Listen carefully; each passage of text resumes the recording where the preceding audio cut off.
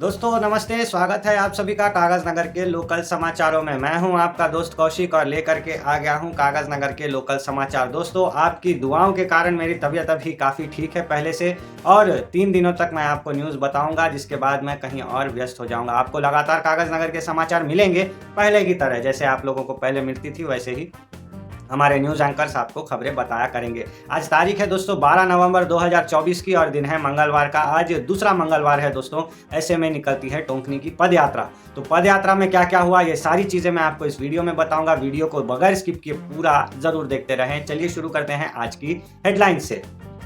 टोंकनी पदयात्रा की धूम, सटोरियों को किया गया अरेस्ट, किसान मुड़ गए महाराष्ट्र की तरफ, राशन का चावल जब्त, कागज नगर आ रहे पंछी, नॉर्मल डिलीवरी में आई गिरावट, बाल विवाह पर नजर, मिर्ची ने भी रुलाया। तो आइए दोस्तों शुरू करते हैं सबसे पहले टोंकनी के पदयात्रा के समाचार से। दोस्तों 24 साल हो गए हमारे टोंकनी पदयात्रा को, अगले साल 25वां साल हो जाएगा। कागज नगर के भक्तों के लिए बहुत बड़ा मौका आने वाला है टोंकनी पदयात्रा के लिए। सिरपुर मंडल में एक छोटा सा गांव है दोस्तों, जिसका नाम है लक्ष्मीपुर। लक्ष्मीपुर ग्राम पंचायत के अंदर ही आता है एक छोटा सा हैमलेट, जिसका नाम है टोंकनी। इस टोंकनी में दोस्तों एक बहुत बड़ा एक शक्तिशाली हनुमान जी का मंदिर माना जाता है, और लोग दूर दूर से यहाँ दर्शन करने के लिए पहुँच जाते हैं। दोस्तों यहाँ पे स्पेशली लोग मन्नत मांगते हैं। मन्नत जब पूरी हो जाती है तो आज के दिन सार्वजनिक रूप से लोग पैदल टोंकनी चले जाते हैं हनुमान जी के दर्शन के लिए। कुछ लोग कागज नगर से जाते हैं, कुछ लोग कौटाला से आते हैं। मैंने तो देखा दोस्तों वानखेड़ी से भी लोग टोंकनी के तरफ दर्शन करने के लिए पैदल निकल जाते हैं। काफ़ी जागृत मंदिर है, लोग वहाँ पे मन्नतें मांगते हैं, और छोटी बड़ी कोई भी पूजा होती है तो वहाँ पर अपना जो है उपस्थिति दर्ज कराते हैं। इसीलिए वहाँ पे आज बहुत बड़ी संख्या में भीड़ देखने को मिली। लाखों की पब्लिक वहाँ पे आज मौजूद रही। हमारे विधायक पालवाई हरीश बाबू ने भी वहाँ पे आज हनुमान जी के दर्शन किए। बजरंग दल वालों ने वहाँ पे बहुत बड़ा भंडारे का आयोजन किया। साथ ही साथ पुलिस ने बताया कि वहाँ पे इतनी भीड़ थी कि वहाँ पे गाड़ियों का आना जाना बंद करना पड़ा। कौटाला से कागज नगर की तरफ आने जाने वाली गाड़ियों को ईसगांव, आड़ेपल्ली, डब्बा होते हुए घूम करके जाना पड़ा दोस्तों। तो ये थे टोंकनी से जुड़े समाचार। पुलिस कागज नगर में बहुत एक्टिव दिखाई दे रही है। उन लोगों को एक टास्क मिल गया है। डीएसपी रामानुजन जी ने बताया कि कागज नगर पुलिस अब एक एक करके चुन चुन कर सटोरियों को आड़े हाथ रंगे हाथ पकड़ेगी। तो दोस्तों परसों एक छापेमारी हुई थी, जो कि कागज नगर के डाड़ा नगर इलाके में हुई थी, सरसिल्क के पास में। वहां पे 6 सटोरियों को सट्टा खेलते हुए रंगे हाथ पकड़ा गया। इनके पास से 8 मोबाइल फोन और 15,000 रुपए कैश जब्त हुए। वहीं कल फिर एक छापेमारी हुई कागज नगर के गांधी चौक इलाके में। मार्केट में गांधी चौक में 4 लोगों को सट्टा खेलते हुए पकड़ा गया। इनके पास से 4 मोबाइल फोन और कुछ कैश बरामद हुए। रामानुजन जी ने बताया कि सटोरियों के ऊपर कागज नगर पुलिस की बहुत कड़क नजर है, और सीआई साहब जल्द से जल्द इन लोगों को चुन चुन कर रंगे हाथों जो है अरेस्ट करेंगे। आप लोगों को पता ही होगा, लॉटरी लगाना, सट्टा खेलना, ये सब हमारे तेलंगाना स्टेट में बैन है। ऐसा करना एक जुर्म है। पुलिस के बाद आते हैं किसानों के मुद्दे पर। दोस्तों कई दिनों से किसान जो है वेट कर रहे थे कब कॉटन कॉर्पोरेशन ऑफ इंडिया के लोग कागज नगर में आकर अपनी मंडी बैठाएंगे। कॉटन कॉर्पोरेशन ऑफ इंडिया वाले कई दिनों के बाद लेट से अभी कागज नगर में मंडियां लगा रहे हैं। हमारे कोमरम भीम जिले में कॉटन कॉर्पोरेशन ऑफ इंडिया ने 8 जिनिंग मिलों के अंदर अपनी मंडियों का सेटअप कर लिया है।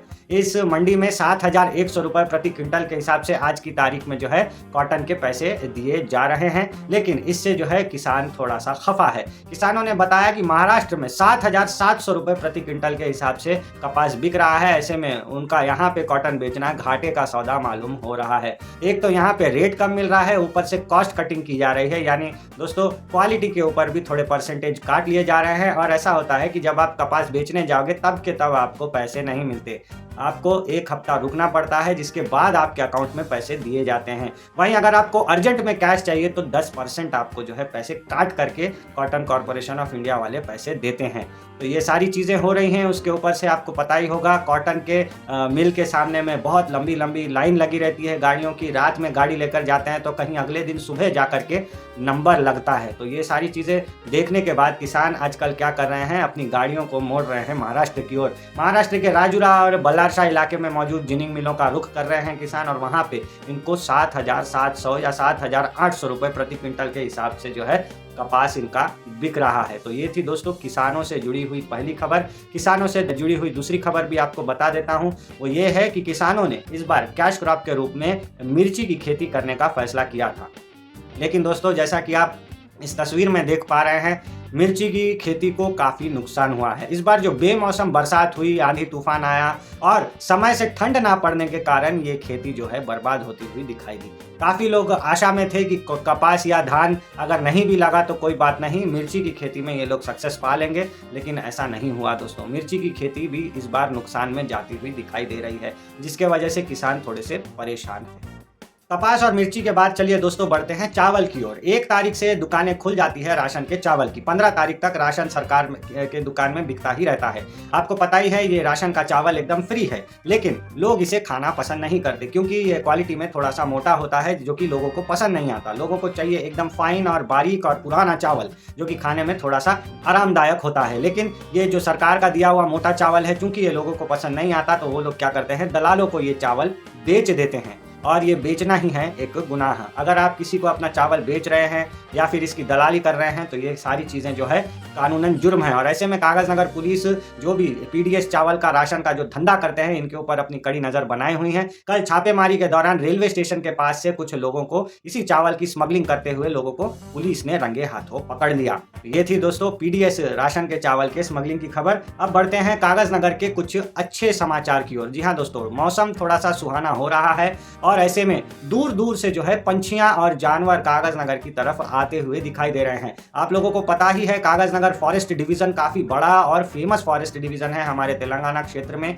क्योंकि बहुतायत में यहाँ पे टाइगर और अलग अलग टाइप के जानवर पाए जाते हैं। बात करूं मगरमच्छों की, तो आप सभी को पता होगा टोंकनी के पास में ही पेनगंगा नदी के अंदर इंडियन क्रोकोडाइल पाया जाता है, जो कि काफी रेयर स्पीशी है, काफी विलुप्त टाइप की प्रजाति है, कहीं नहीं मिलती, हमारे यहाँ पर ही मिलती है। इसके बाद बात करूं दोस्तों पक्षियों की, तो करीब 2-2 हजार किलोमीटर दूर से, बहुत दूर दूर के कंट्रियों से दोस्तों पक्षी उड़ उड़कर कागजनगर के पेद्दावागु, प्राणहिता और पेनगंगा नदियों में अपना गुजर बसर करने के लिए आ रहे हैं। स्पेशल टाइप के बगुले देखने को मिल रहे हैं। यहाँ पर आकर के वो कुछ दिन रहेंगे और जैसे ही गर्मी पड़ने लगेगी वो वापस कागजनगर से अपने देश की तरफ वापस चले जाएंगे। ऐसे में इन सभी जानवरों को कवर करने के लिए दोस्तों दूर दूर से वाइल्ड लाइफ फोटोग्राफर्स भी कागजनगर की रुख कर रहे हैं। वो लोग कागजनगर में आके रुक रहे हैं होटलों में और उसके बाद में इन पंछियों की तस्वीरें लेने के लिए, इन जानवरों की तस्वीरें लेने के लिए जो है वो कागजनगर के जंगलों में भटक रहे हैं। खास तौर पे सिरपुर रेंज में, करजली रेंज में और पेंचिकलपेट रेंज में जो है इनकी गतिविधियां देखने को मिल रही है, ऐसा फॉरेस्ट के अधिकारियों ने हमें बताया है।